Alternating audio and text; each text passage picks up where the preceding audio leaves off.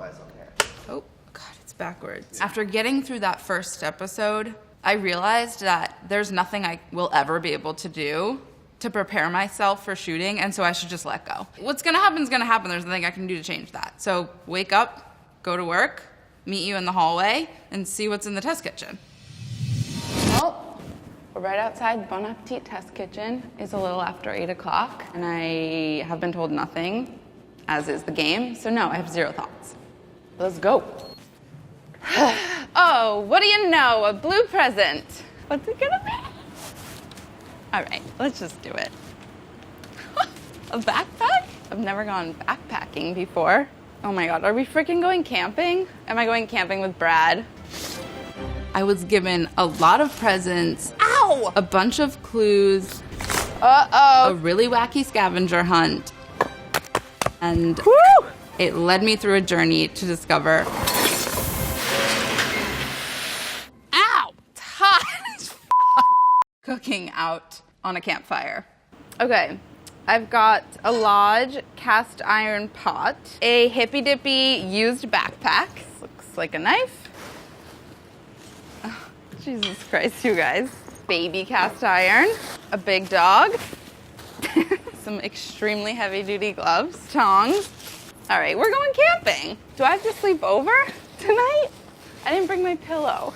A spork, a portable kettle, twine, rope, matches, more matches, more matches. I do not go camping. It's sort of like part of the brand. It's like I don't camp. I have very little experience camping. I don't prefer it, so as a result, I don't cook on a campfire ever. What about this? Head to the woods. Your car is waiting downstairs. Well, at least we're taking a car. We're in Manhattan. Like, what wild are we even talking about here? New Jersey? Ow! This is from a friend's, in case I don't make it back from the woods. They'll know I was last seen here with a bunch of camping shit. All right. How do I know what to pack if I don't know what food I'm gonna have out there? I'm gonna pack some good old raisins and peanuts for snacks. I don't want to be out there without yummy snacks. I'm gonna bring popcorn. I think your priorities might be... You don't want to pop popcorn over a fire? Doesn't that... Sure, but I don't think this is like leisure. I just think that you're going to be asked to do things that have literally nothing to do with what you're prepping for right now. This is sustenance. I grabbed a couple extra things to bring. Toasted sesame seeds, Vaduvan Aleppo pepper, the almighty chili crisp, herbs, sambal, honey, sesame oil, and I got brewskis, and I made simple syrup, and I have lemons, so we're gonna have shandies out there. So let's go.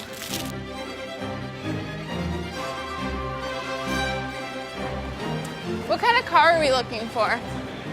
That's probably the closest I've ever come to being kidnapped, but it's a little unsettling to be told to just get in a van with a bunch of dudes and not know where you're going and just like hope it's gonna turn out okay and be told we'll be there in about 2 hours.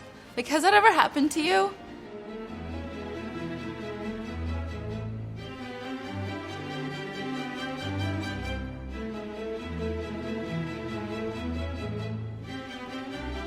Molly, Yeah. we have arrived, and this is for you. Well, thank you. Meet an expert. Okay, well, should I go finding one?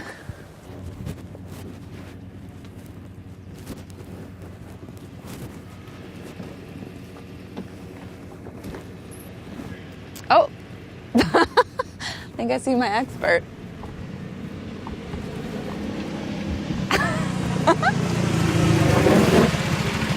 Hello. Hi, Molly. Hi. Who are you? Hi, I'm Shane.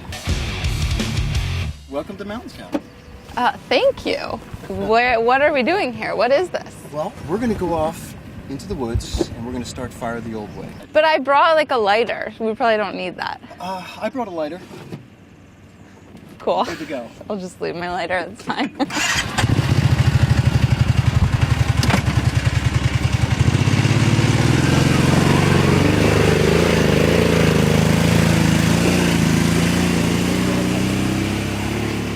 And yet again, I was whisked away on an automobile to some unknown place.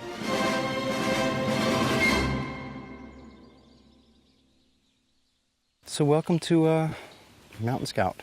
We're actually in the Hudson Highlands. We're in the Hudson Valley. And there's 4 main steps to all of this. There's shelter, water, fire, food. I mean, after that, there's also tracking, awareness, and movement. We're not alone out here. Yeah. In fact, that little bird we just heard, that's a little red-winged blackbird. That tells us we're near water. So we can be off in the woods and we hear that, we're near water.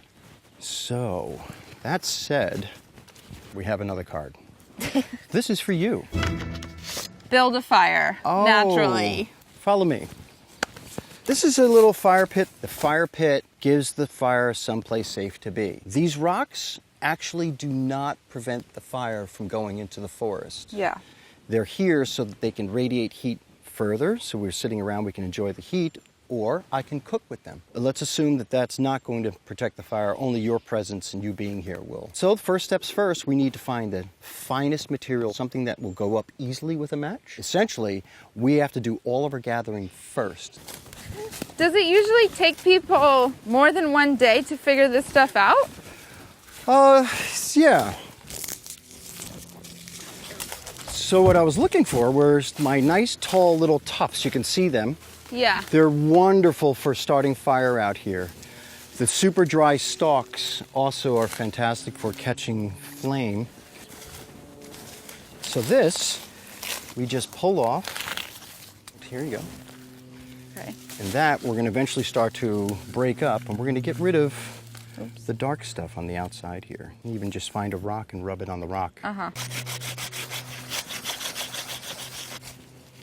Because why do we need to get rid of all of that? Well, this is what's holding most of the moisture right now. Get it to a nice roll. The more surface area that we expose, the better it's going to be. So we need to dry it. So I'm going to put this sort of hanging up, so at least that the air can get to it. Should we add mine to that? Absolutely. Nicely done. Thank you. That's really well done. I never thought about the forest in terms of moisture and dryness in the ingredients that are out in the wild, and how you can, with your hands, transform any number of things that you find out there and create something that is more likely to catch flame than it was naturally in its environment. Right behind over there is this beautiful standing dead birch tree, and the bark is like gold when it comes to making fire. Because it has so much oil in the bark. Yeah, it's got a lot of really nice silicon in it. So what we're going to do with this, because it's kind of stiff and we can't rough it up like the other bark, we're actually end up cutting these into strips. Okay. And we will actually weave these into our fire structure. Because these are going to like disseminate the flame, basically. It's going to pull it right up. The fire likes ladders. It likes runs of ladders. Mm-hmm. And it likes ladder runs that are closer. So if it's too far apart, it's going to exhaust this material before it has a chance to burn this one. Can we talk about what is kindling versus tinder versus fire structure? structure? It's a great question. It's the thrown around a lot of words. It really is. Okay, so the tinder is going to be the finest of the materials. And then it moves up to the kindling. And the kindling is usually small sticks. Ooh, that was a good snap. Well, I hear the pileated woodpecker in the background. He has this whole 360 perspective on being out in the wild, and I could tell that he was so aware of everything that's going on around him out in nature, which I didn't feel, because for me it was just me against the forest and trying to make a fire. We've collected a lot, and we have some bits and pieces over there, so we can start the initial fire structure. Okay, let's do it. Yeah. So how big do you think the initial structure should be? Good question. So do we want to signal NASA, or do we want to cook some food? Food. Think about building a fire structure no higher than your own knee, and that's pretty tall. So let's go for about mid-shin, and you'll be surprised that once this goes, the flame is going to actually jump 3 to 4 times the height of the initial fire structure, and then it'll drop. Yeah. How do you think we're going to start here with our structure? Okay, I'm going to start building a teepee. I love it. Classic. Am I doing it right? She puts down one twig and asks, am I doing it right? Yeah, well, you know, it's going to be gorgeous. I know. It might take all day, but it's going to be fantastic. You know, just give me a sign if you feel like things aren't going great for me. It's killing me. It's killing you. Anyway, let's just take these guys out. They're all going in with the rest of the party here. Let's go ahead and put the whole thing down. We're going to hold the top and start to open up bottom here into our little teepee structure. Mm-hmm. I would have gotten here, you know. It would have taken like 6 hours. This time tomorrow, you would have been just ready to go. So this is great. Now we can actually start to incorporate our birch bark. Okay. You were saying about weaving it through so that it... Yeah, so we have ribbons here. Yeah. And it's fairly stiff, which makes it much easier for us. So what I'd like to do is I actually take this and I can just shove it into the ceiling. And just push it up in there. I think you're ready. Okay. So now we got to start a fire. Yeah. Okay, Molly. Since we're out here and since we're doing it the old way, I figured let's do fire by friction. This technology hasn't changed in 50, 60,000 years. Pretty amazing. We're going to be taking our fireboard, our spindle, and the bearing block. And of course, the bow wraps its string right around the spindle, and now we start to move it back and forth. And that magic of heat, fuel, and oxygen begins to happen. The heat is from the friction of grinding back and forth. The fuel actually will come from both the spindle and the fireboard breaking down and making a collection of dust that's going to start to appear inside this notch. Now the dust will have no place to go, and it'll continue to fill, eventually touching the bottom of the spindle, which is where the heat is. The thing about fire is you can't ego push it through, you can't muscle it through. You have to be very patient and listen to the sound of the bow drill, the quality of the smoke, the quality of the dust, the vibration in my hand, the vibration in the bow. And the kit actually is the one dictating the success. And if there's something wrong, it's because I'm doing something wrong. The kit is actually very successful. We're going to do it together. So we're going to put this spindle onto the bow, and you're actually going to sit exactly as I am, but in a mirror. We're going to keep that bow parallel to the earth. So we're just going to keep this up.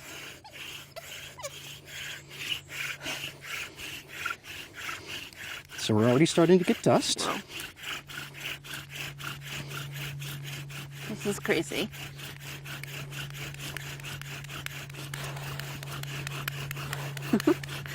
All right, 10 more seconds. Oh my God.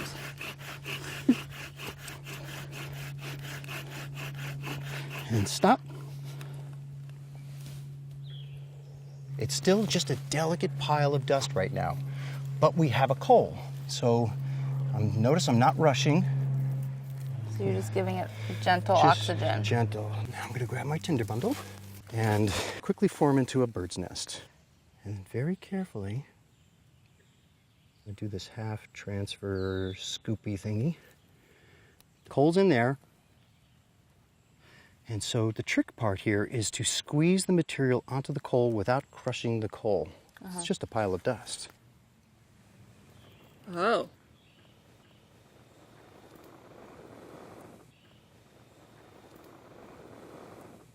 It just caught. So there it is, blow. Nice. We have fire. That is tight. So now we're going to take a stick. You're going to use that Easy to in my help hand. shove it in there? Yeah, I'm going to kind of lift it up. Oh, you're So propping it now- up. Yeah, and now I want to close the door. So if we did this correctly, the fire structure is going to basically feed itself. Now the smoke signature right now is thick. Yeah. In the startup it will be, but this will dissipate very rapidly. And as you can see, the flame is already beginning to grow 2 to 3 times the height Yeah. of the fire structure itself.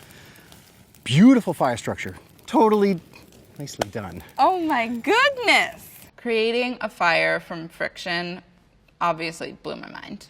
I expected that we would be there sawing and sawing for 10 minutes, 15 minutes.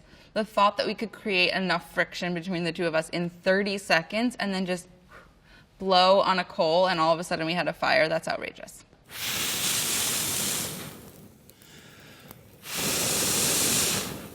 Oh, no, stay. No, What are you saying? no,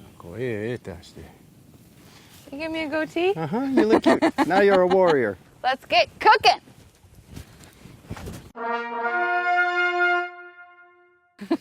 I found this in the woods. Wow, you're a sick forager. Yes. Whole branzino. Hell yeah. Potatoes, zucchini, onions, corn, parsley, carrots. Oh, they even got me herbs.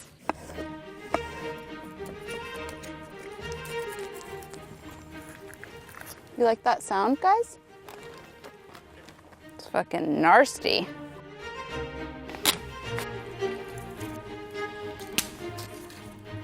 You guys think this is funny?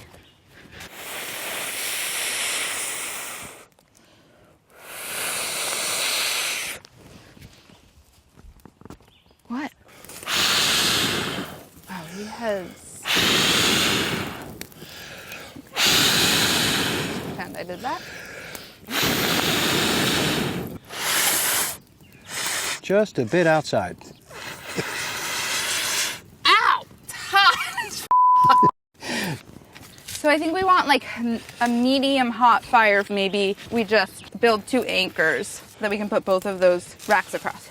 Cooking with fire is always about managing your heat and how hot your coals are. So the reason I put the zucchini on here first is it's a little more forgiving than fish is, and I'm trying to just gauge kind of how hot this zone of the grill is. We were able to kind of create a system where the carrots could be roasted super hot and fast in a skillet that was right in the embers, and the corn could be in a slightly less hot section, and then the fish could be on that baking resting rack. So we actually created a whole ecosystem of different zones and heat sources within that one campground. And I feel like that's an important lesson to learn when you're going out in the wild, because not everything cooks at the same heat.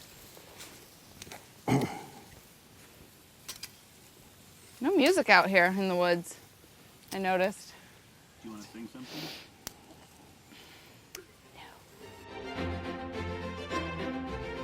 Wow. It's shatteringly crisp, the skin. I mean, we're beyond surviving out here, aren't we now? What are you gonna do after this? I'm spoiled. You are. Look at this spread. It looks amazing. Bon appetit. Bon appetit. I have to say the flesh is quite tender. That's bullshit. Hey, don't swear at me. Sorry, this is delicious. 10 out of 10 would do again. 12 out of 10. I was pretty happy with the meal. A campfire is no different from a burner in the kitchen. It's just like a little bit wonkier. And once you turn it into your stovetop or your oven, then you're just cooking. And that's what I'm super comfortable doing. This is delicious. Yeah. However, we have one more thing that I have to show you how to do. So, in comes the axes. I'm going to stand with my legs a little bit wider than shoulder width, and I'm going to set this right where I want my hands to be at the end. So when I come down with a nice straight arm swing, it's going to be there. So if I do miss, the blade actually ends up hitting the earth, and it's not going to end up hitting me. Wow, this motherfucker is heavy. Yes. Do I start up here? Sure. Nice. I split it in half. Split it right in half.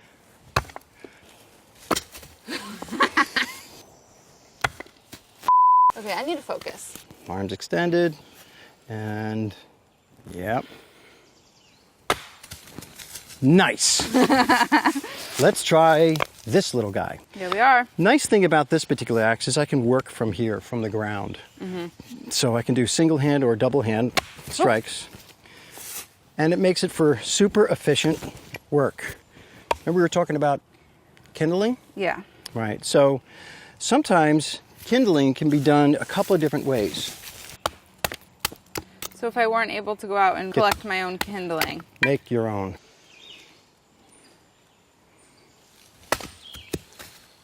What? I mean? Oh! I do feel like I mastered the axe.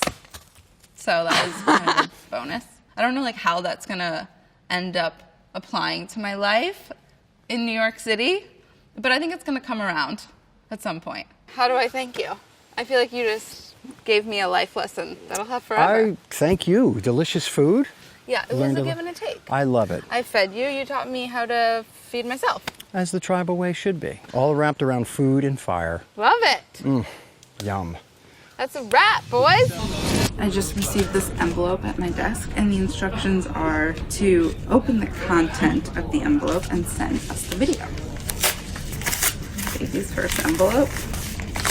It's another clue. It says, go here, 8375. Oh, it's in Gowanus. It's right by Pig Beach. Oh, barbecue.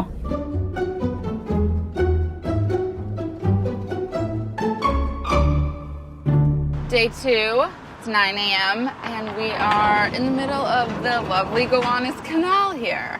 Well, I noticed on the map and I just walked by Pig Beach Barbecue, so I have a general sense of what we're doing today, but haven't been presented any challenges yet. Well, I think we're gonna just go in and get started. Yeah, let's go. Hi. Hi, Shane. Hello. Whoa. Is this a theme? Shane and Shane? The last guy we met was Shane. Oh, yeah? Yeah. Day 2, Shane 2. You want to cook some barbecue? Hell yeah. All right, let's do it. So it looks like you use 2 different kinds of wood here. We do. We Which use are? hickory and cherry. And what are the differences? So hickory burns hotter. Right. And it has a stronger smoke Aroma and flavor. Yeah. And cherry is much sweeter. And it's really interesting to do when you smoke things with specific woods. You can really taste the difference. Like, have you done side by sides? Absolutely. So, like, is there a sweet spot for aging wood? I think the sweet spot's right around 6 to 8 months. Cool. And what you're doing is obviously taking out the moisture. Right. When wood is wet and makes a really heavy smoke. Yeah. That's when you see like gray or brown Really smoke. billowy, like thick smoke. Yeah, you don't want that. You want that, like, blue, Just wispish. wispy. Blue, yeah. We're gonna use this little old hickory smoker. This particular model is the one that we use in competition. So I thought we would fire it up. This is how you should always light charcoal. Never use lighter fluid. Right. So basically what we're gonna do here is build kind of like a fuse. So I'm gonna put the lit charcoal on the very end here, and we're gonna put some wood on top, Okay. and it'll just keep lighting the charcoal. That smoke, you can see this is like gray. Yeah. That's what you don't want. We're not there. No. The focus at Pig Beach and with barbecue in general was more on the smoke than on the flame, because whatever you're cooking spends so much time in contact with smoke. And that's a whole nother flavor profile that gets introduced to the process. Woo! Amazing. And how long these take to smoke? These take about 14 to hours? 16 hours. Wow. And these guys? These take about 4 hours. I'm gonna go pretty heavy. But I do too. What I would normally do in competition is I would do a pre-rub that's kind of like a seasoning salt. And I'll let that sit for about 30 minutes. Because that'll kind of like absorb into the meat and Exactly. season it, almost like dry brine it. Yep. And we can do the exact same thing for this if you want to rub up the butt. with Rub it. up the butt? Rub Is up that the what butt. you said? Barbecue.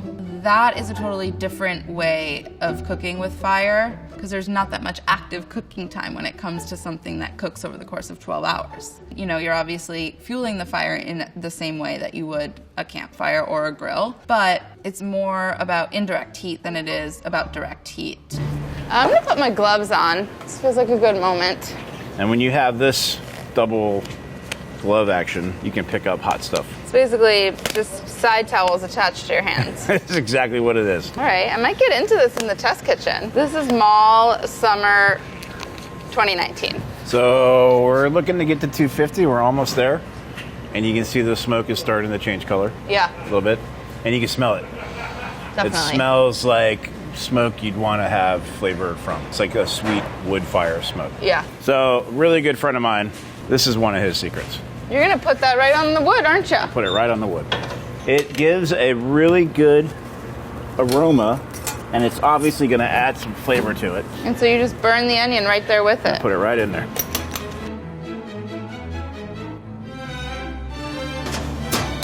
We'll see you in a few hours. And then there's one more thing for you. Oh, number 5. Cook in the cauldron, which is right behind you. Voila. So what is this, Shane, exactly? It's like a medieval cooking device. Uh-huh. It's basically a fire pit on a tripod. Right. Benefit of this guy is that you can have like a one central hot area, Yeah. and then all the way around you can do some really slow and low stuff. Cool. Yep. Instead of having to create different zones with your fire, you're creating different zones with The size. the size Yep. and the surface area of the grill. Yep. And that's what we're going to do with these potatoes. We're going to melt the butter, That's a lot of butter. pound and a half. Oh, just a pound and a half. I worked in French kitchens my whole life. Come Yeah. on. We're gonna have a big feast. We'll have our chicken and our sausages, and we'll have the pork ribs and the shoulder. We can try all the sauces. We can just feast together. I'm super into these gloves. You like the gloves, huh? I love the gloves. You just go right into the fire. You get right in there. That cauldron was cool because it was kind of the official version of the campfire that we made, where you were fueling it with wood, but it was so big.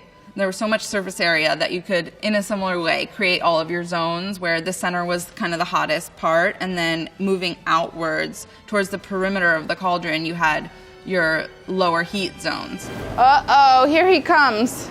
There you Holy go. smokers. Look at those guys. Did you just toss those up? So we wrap them in some foil Yeah. with peach juice and butter and thyme, and that's what that is. You're just gonna throw that on me at the last minute? That's one of our secrets. Oh, well, now the world knows. Yeah. Who's eating? Just the two of us?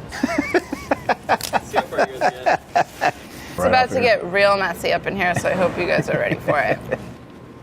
I actually like that they're not totally falling off the bone tender. They have like some chew They to have them. to. That for me is a big part of what sets us apart. Is Oh, that really? everybody always I think overcooks ribs. Uh-huh. The chicken has a much subtler smoke flavor, just based on the amount of time that it's spent in contact with smoke, but it's just expertly grilled chicken. Can you guys come eat?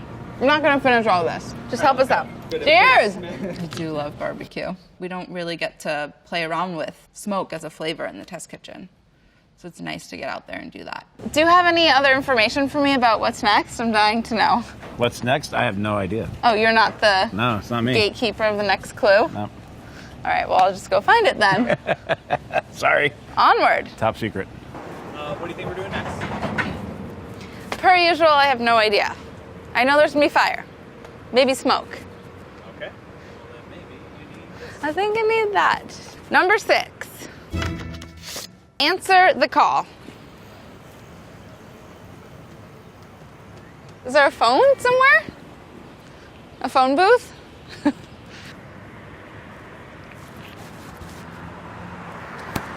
It's my good friend, Carla Lolly. I was supposed to call you. You were? Am I coming to your house? Come over and make a fire in my house. Yes! That's exactly what I want to do. Okay, I'll see you in a bit. Okay. Bye. Ciao. That's so fun. I love Carla's backyard. Let's go. Well, let's go, but let me get my shit. My dear Carla. I was so excited to see her on FaceTime. I mean, you couldn't have ended the day better. I love that woman, and I also really love her backyard.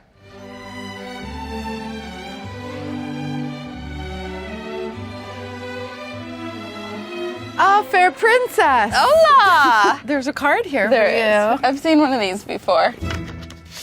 Make a meal. Uh-oh. Steak cooked on embers. Oh, you're telling me what I have to make. This is interesting. Eggplant dip. Is this your menu? I chose the menu. Yes, I did. Oh, nice. Uh-huh. Okay. Have you ever done a steak on the embers before? I don't think so, no. Well, Have you? love an ember. Peggy's gonna help.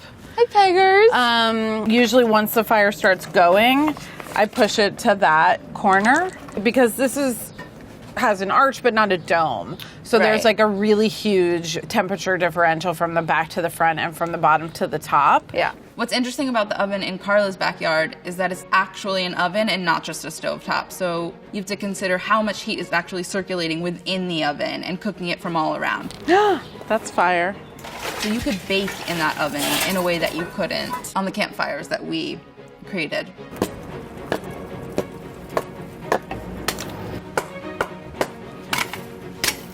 Nice. Okay, so that's just my mark. I'm leaving my steak there. Now that this is so hot and going, Yeah. we can like reposition part of it. Build another little teepee back there.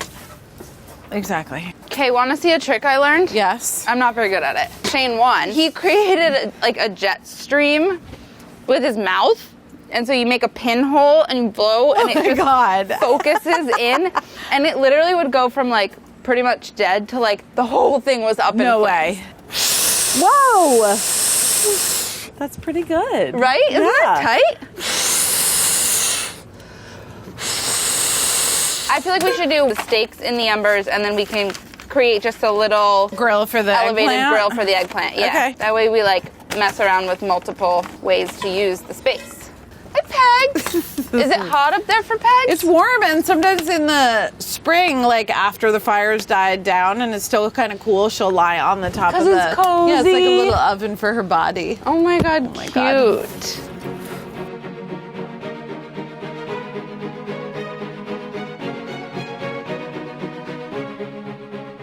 See, what's happening in the middle is what really gets me going is like there's a molten ember factory. Right. We'll like knock those aside and then shovel down into the middle And that'll be what get we cook that our out. steak on. And that's what we'll cook our steak on. Woo! You can actually get the embers to where they're glowing and make a little bed, and you can put the steak directly on the embers. 700. So I think that's great. Put them on there.